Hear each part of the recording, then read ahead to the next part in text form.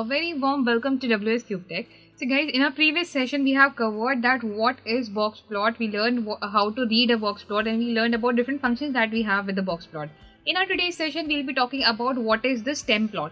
So guys, as the name itself is suggesting that what is stem plot. A stem plot looks like a stem of a plant. So we have a stem of a plant and then we can have a marker on the top. So this is how a stem plot, a basic idea of stem plot looks like. Let me just show it to you that how it basically looks like.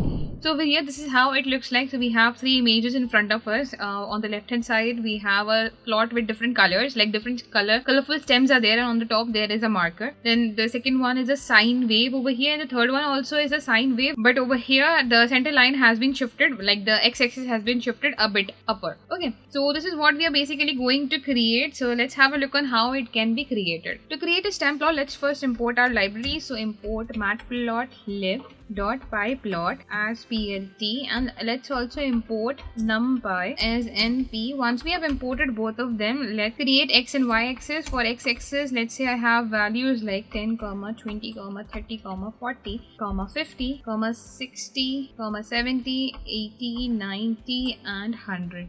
Okay, these are some values that we have on our x-axis. On our y-axis over here, we'll be having another few values, set of few values. So these could be any random values. Here I'm taking some random values here, which goes up to 100.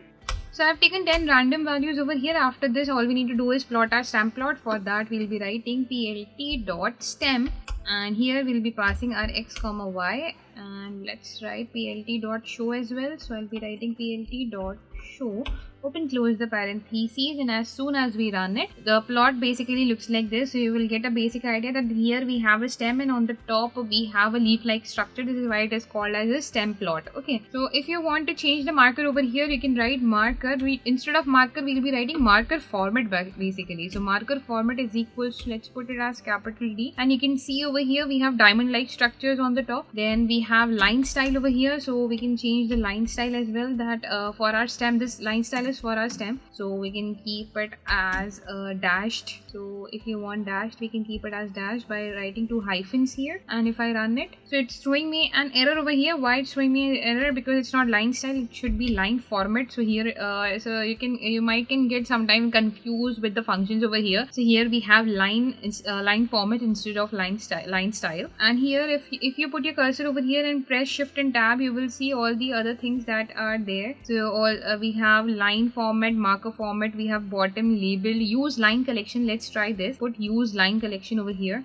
So use underscore line collection, and use line collection is equals to, let's put it false. Default value is true, let's put it false. If I'll put it false, you can see over here different colors are there. And let's see what all other functions do we have. So here if I'll click on plus, I'll be getting orientation data, base format. So base format, what is base format? Let's talk about this also. So base format over here is, you can see one baseline over here. This baseline can be changed over here by writing base format is equals to red. So right now okay, it's already in red color, so let's change it to green, and as soon as I run it, it would come in the green color here like this. So this is how you can change over here. You can change different things over here. Similarly with the D, if you want to give any color as well, you can give a color. Let's say I wanted an RD. RD over here means that it would come in red color and the shape would be of a diamond. So this is how you can put a marker format as well. So these were some basic functions. Now if I talk about the sine wave, so you saw one plot in a stem plot which was a sine wave, right?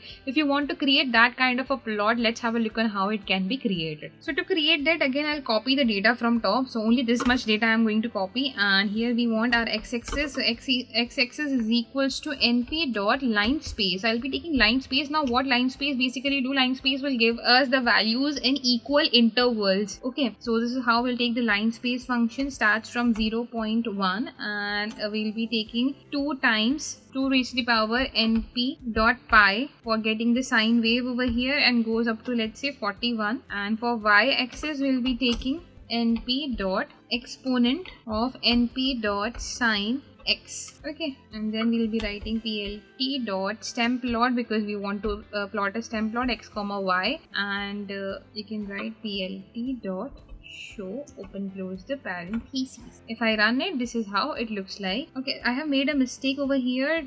This looks like this. Okay, this also looks nice, but here it should not be 2 raised to the power np.pi, but it should be 2 times np.pi. So now it looks like a sine wave over here. So this is how our sine wave looks like, and I'll just copy this data, put it over here. So you saw one of the data was below the line as well. So for that, what we need to do, we need to basically shift this line over here so that this data would touch it like this. So for that, what we'll be doing here, we have read about one function that if I press this, we have a bottom function over here. That bottom is equals to 0 right now. So let's use this over here. So I'll put bottom is equals to 1. Okay, so now if I run it, you can see the bottom has been shifted by 1 over here. This is how this is basically the change of this format over here. Okay, that the bottom has been shifted by 1, so 0 is obviously somewhere over here, and we have 0.5 and we have 1 over here. This is how the bottom has been shifted. If I would have written bottom is equals to 2, in this case it would have looked like this. So and I guess 1.5 would look much more better. Run it. This is how it looks like. The bottom over here does not mean you're changing the curve over here. The bottom over here means that you're changing this baseline over here. You're changing the orientation of this baseline over here. So guys, these were some important functions which were associated with the stem plot. I hope all these functions over here are clear to you and you have no doubts in the questions. So guys, in our next session we will be talking about stack plots. So stay connected guys, and I'll see you in the next session. Thank you.